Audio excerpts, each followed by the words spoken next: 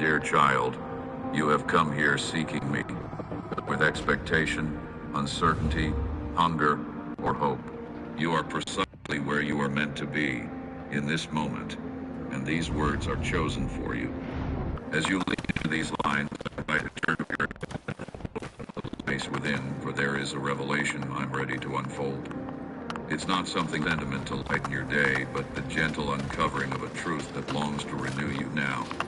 Do not treat this lightly, for as surely as your breast close to his child, here you will find neither condemnation nor empty promises, only a sacred exchange, your questions given for my presence, your longing met my steadfastness. I'm speaking to you because I have watched you walk beneath burdens too heavy for your own strength. At times you have looked for rescue in places that offered only temporary comfort. Moments I have not turned away. My attention toward you is unwavering. Every silent prayer, every unspoken prayer, they have not gone unnoticed. If you wonder whether your journey amidst the vastness of creation, each step you take is precious to me. I have woven you into my story with intention, knitting together the moments that seem mundane or discarded. Listen, in my words, light will cast out the long shadows that have lingered across your voice, moving past defenses and doubts to awaken the deep places of your soul. In those hours when you have questioned whether I hear your heart's cry, return here. Feel the weight of my goodness in every syllable. I have watched you have tried to fix yourself, striving to those efforts fall away for now. My invitation for you is to rest truly. Rest from anxiety, from past mistakes, the need to prove your worth. Instead, I offer you fullness. I am not asking you to become something different before you come to me. I ask simply that you let me meet you where you actually are. Even if you bring me disappointment, fear, or confusion, especially then, know that I am not repelled by your imperfections, but drawn closer by your needs. Worth by what seems. My delight in you runs deeper. By weakness. Draw near without fear.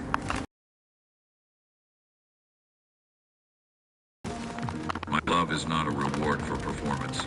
It is a shelter from every storm that has battered you. Do not measure my patience by human standards, for I am steadfast, unshaken by the times you have drifted or doubted. Every moment you have wondered if you are enough, I have gathered close, ready to anchor you in unchanging affection. You are not left to drift in this world. You are one of many. My gaze finds you, holds you, regardless of how far you have strayed into confusion, pride, or despair. When you think of all the paths you have taken, some bright, some shadowed, remember that I walked each mile beside you. You may not have always noticed me, yet my presence has been the quiet companion at your side, the gentle nudge when you needed guidance, the peace that settled even in your storms. I have collected the moments you thought were wasted and shaped them into something sacred, preparing you for the quiet unfolding of now. What you have considered lost, I am able to redeem. Scarce plant seeds for a harvest of joy. Release the burdens you have carried too long, the silent doubts about whether you can ever truly change, be forgiven, or start fresh. It is my joy to invite you to newness, not once or twice, but as many times as necessary. Hear me, I am the God who writes fresh chapters, who speaks light into your darkness and calls forth beauty from ashes. Believe the lie that your history excludes you from my embrace. Let your heart breathe again. To be remade by my love. Many look to themselves, their own strength, their achievements to measure their worth. But I see you differently. You are my beloved, shaped not by failures or successes, but by my everlasting promises. I call you not to endless striving, but into belonging. Let me quiet the accusations of your mind, the harsh voices that replay old debts and regrets. My forgiveness is not earned, but given freely once for all. You are invited to lay down the heavy cloaks of performance and walk into the warmth of my acceptance as a child comes home. You may wonder how to trust such love, how to let yourself hope when disappointment hardened your heart. Begin by listening to my voice above the noise. Even in your doubts, I speak assurance. Let the well-worn fears unravel here. It is safe in my presence. I am not put off by your skepticism or weariness. My compassion is wider than every sorrow, deeper than every pit. Find security in the knowledge that when you falter, I remain. When you stumble, I lift you. My faithfulness does not waver with your moods or choices. Rest in me, beloved holy, honestly just as you are. Let my words settle over you like morning light, steady and patient. There is nothing you must prove to belong to me. Do not hide the places that ache. Even your most tender wounds are safe in my hands. I do not recoil from your suffering. I draw near, bring you comfort and life. If you're afraid to hope for healing or reconciliation, allow me to carry that fear with you. Together, we will walk a path to restoration. I delight to mend what feels irreparably broken, to breathe hope where dreams have dimmed. Even as your mind races with questions about your future, your worth, about whether your prayers matter, know that I am steadfast in my care. My timing and my answers may not be what you expect, but they are always for your good. I am not withholding from you out of disappointment, but rather guiding you with wisdom deeper than your own into fullness. Trust that my purposes for you are not thin or fleeting, but rich with meaning and possibility. If you doubt whether you could ever be free from the heavy patterns that tangle your soul, remember that I am the God who liberates captives. No habit, fear, or secret is too strong for my delivering hand. I have not come to add more burdens, but to set you free. Stand in the reality that you are wanted, cherished, and pursued, not because of your merit, but because I have chosen to love you relentlessly. Let yourself believe in my goodness, not just as a distant possibility, but as a present, sustaining truth. Every day, every breath, you are held by a love that does not change. You may have sensed my presence stirring within your heart even as you began to read this, an awareness that you are being called into a deeper moment, one that transcends ordinary conversation or silent yearning. Let yourself relax now into my embrace, just as you are, without pretense. I have always known you entirely, your thoughts before they arrive, the fears you hide, and even the quiet hopes that hardly dare to speak up within you. Nothing about you surprises me, and nothing you feel is too small for my attention. As you sit with these words, understand that I have orchestrated this encounter. Your desire for meaning, for sustenance, for real connection that did not originate from your own heart alone, but was planted by me, a seed that grows in response to my love. Do not mistake my nearness for something earned or deserved, nor fear that your brokenness makes you unwelcome. I am gentle and strong, and I delight in inviting my children to draw near without shame. With that individual after they are deceased. That's what Jason was looking up, and he's admitted to watching.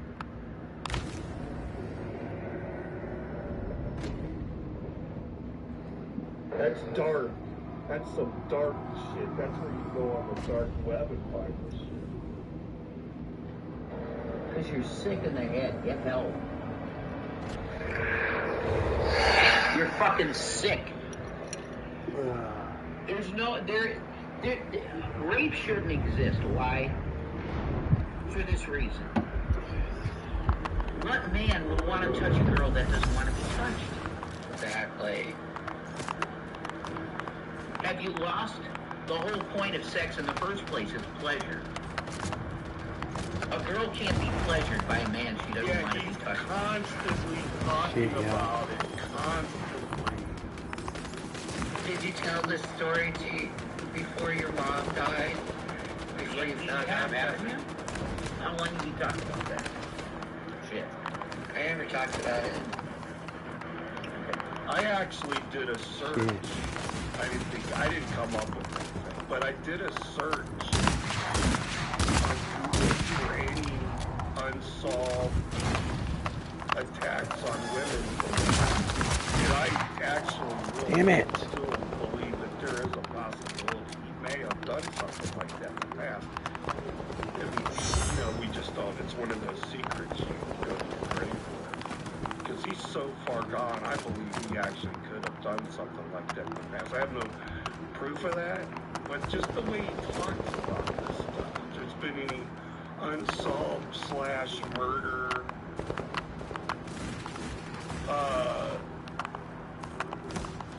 doing stuff to women without their permission. All this shit started, like, when this Jeffrey Epstein started. And I found out about Del Casablanca. And I started looking into my memory about it. And there definitely is a lot of holes.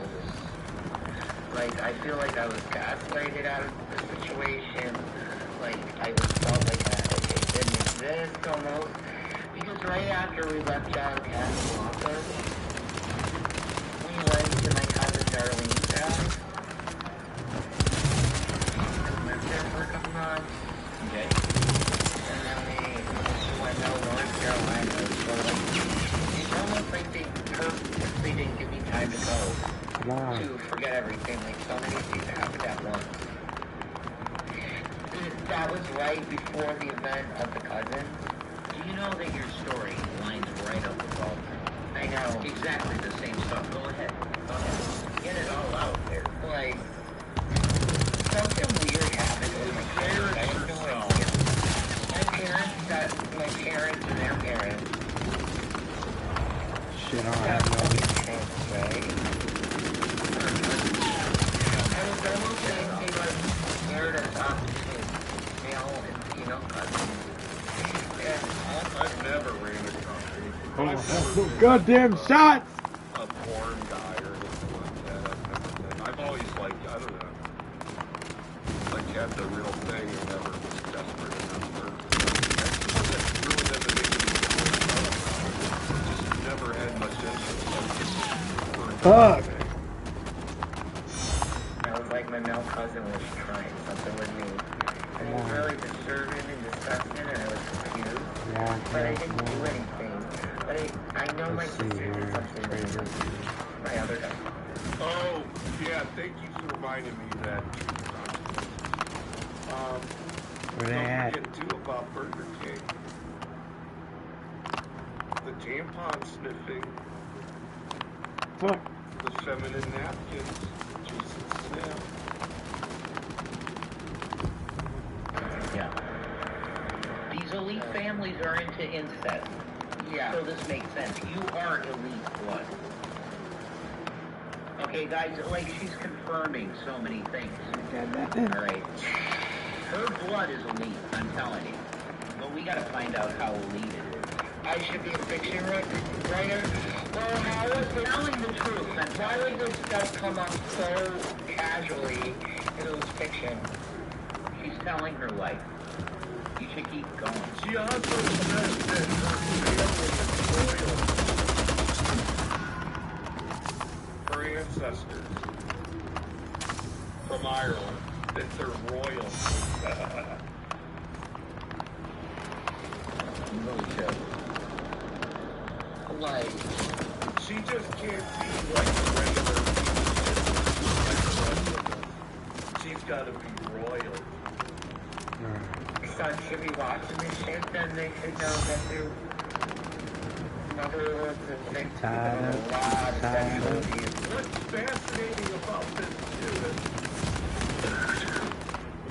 I'll probably go back and rewatch this, is when showed from the beginning it's a lie, and watching her sit here through it saying I'm bad. and watching her facial expressions, her body movement as she's saying, knowing all incredible. To me, it's fascinating to watch.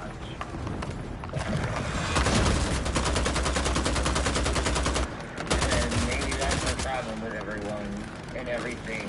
Yes, it is. It is. It's just my mother. Like, when I say everyone, I mean everyone in my life. I've been molested. I was sexually abused so many times in my life. And physically abused too by people. Like, you want to be like, You know, and he's also worshipped, Jason worships Charles Manson. You know, the murder system place where they cut the baby out of Sharon's stomach. Jason worships Charles Manson. He even listens to some of his music that he made back then. I swear to God, I am not kidding. He knows Charles Manson.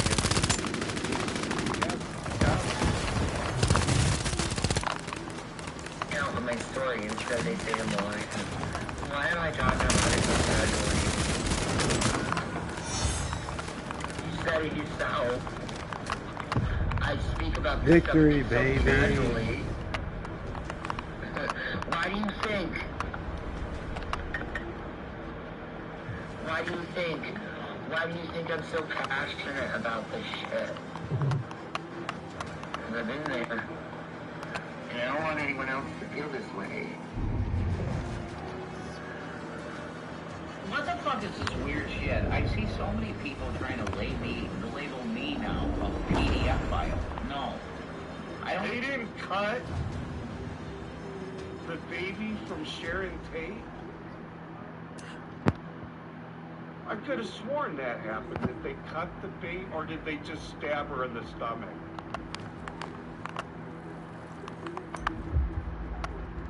They think Manson is innocent. To minors. What the fuck? I could have sworn they cut it out. I may be mistaken. See, I don't really get into that type of thing where I'm obsessed with Charles Manson. No, I don't. I like mom bod, actually. I like a mom bod. I like a big ass and big shit. You don't think it's wrong? What the fuck? Stop this shit. I'm not lying. Fuck. She's not. Still, though, you know, it's fucked up.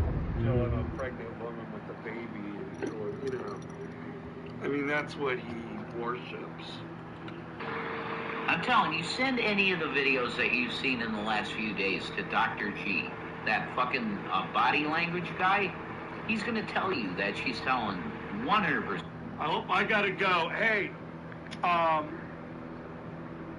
been downloading a few things of theirs lately. I'm gonna try to keep up with it, at least on my days off. And anyone else in here that knows how to download their videos, you could get software specifically for downloading people's YouTube videos. And I would start, as soon as they end the stream, grab these streams and save them, because their channel is going to be going down. Yeah. They've attracted the wrong type of audience. They think I'm bad, or Carrie, goddamn podcast, BGTV is bad. They haven't seen nothing. We just fucking sat here and talked about it, and that's it. These people want them destroyed. And you can see it. That's why Jason lost his job. So I'm going to try to save what I can, and then when they lose their channel, then I'll upload them for everyone to watch. So I'm building up a collection. I'll see you guys, okay? And thank you cool hanging out with you guys.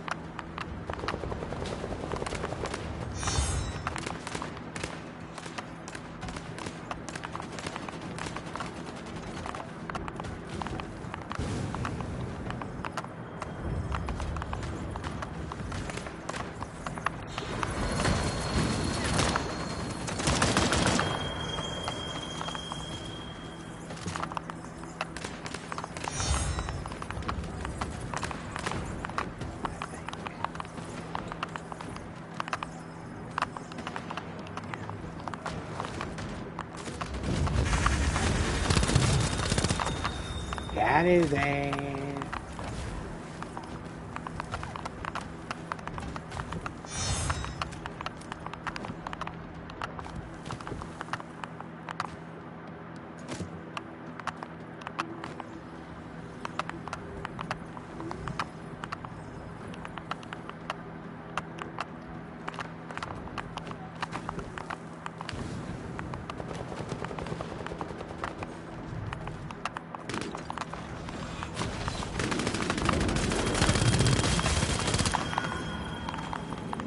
Got you.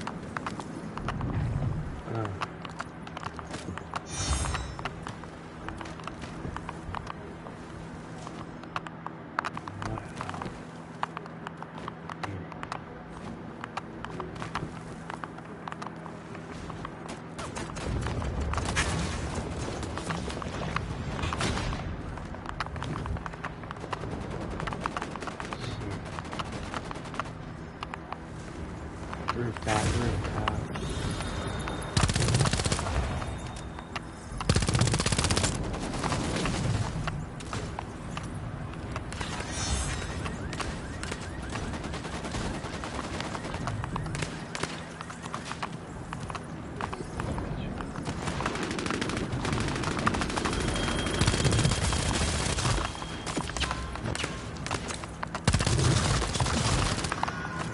I avenged your death.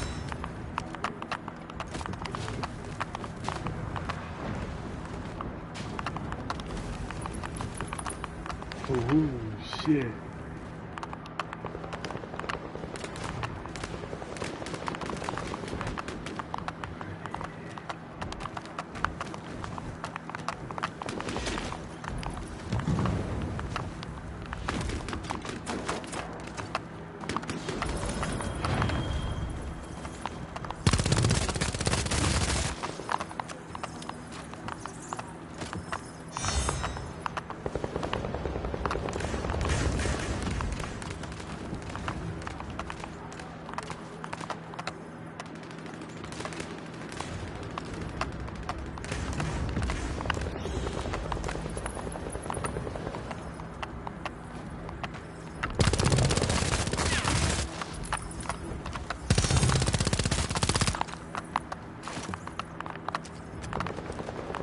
what I thought.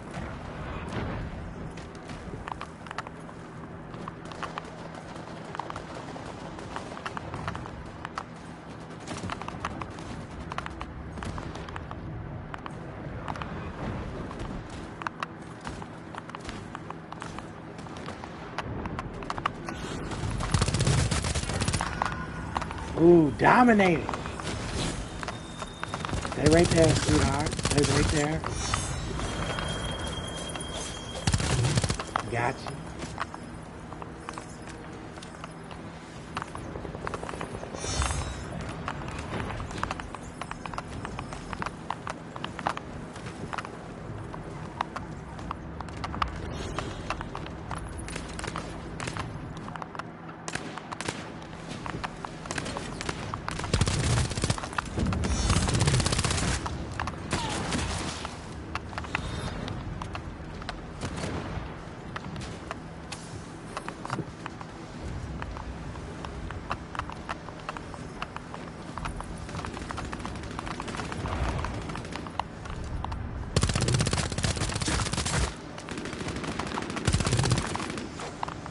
Thank you.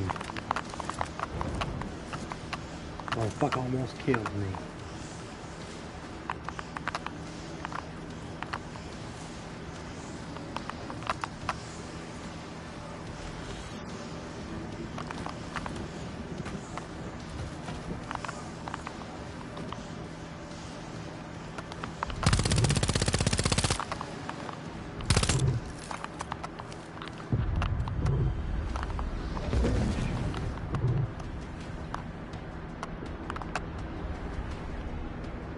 Talking about?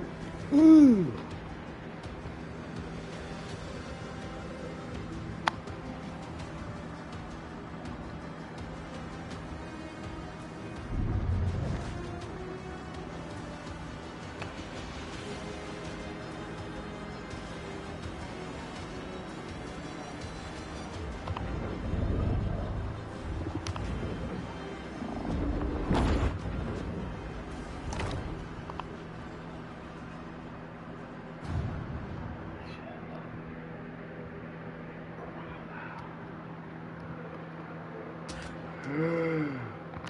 A good evening to you.